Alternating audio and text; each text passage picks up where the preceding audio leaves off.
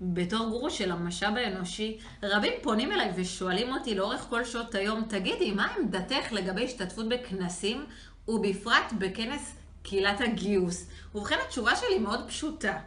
הרי מה זה כנס, אני שואלת? מה זה כנס? כנס. הרי זה כמו נס, זה לא סתם אותיות, זה נס של הזדמנויות. למה הזדמנויות?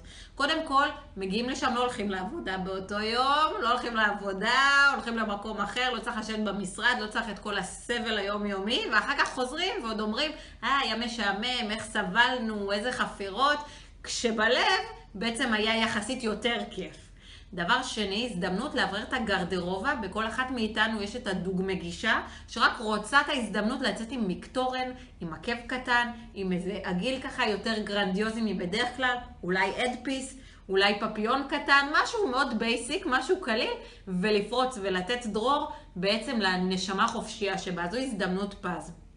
לגבי כל החוויה הקולינרית שכרוכה בכנסים האלה, תראו, זו רולטה רוסית, אני לא אשקר.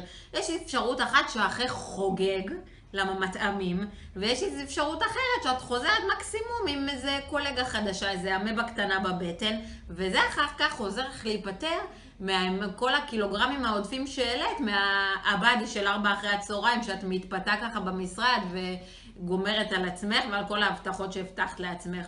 חוץ מזה, בסוף צריך לזכור, מה זה הרי הכנס? הכנס זה פרוטוקול זקני ציון של הקהילה שלנו. ההוא התפטר, ההוא התפוטר, ההוא התפטיר. כל הדברים האלה, כל הפיקנטריות, זו הזדמנות טובה לראות, להיראות ולהראות.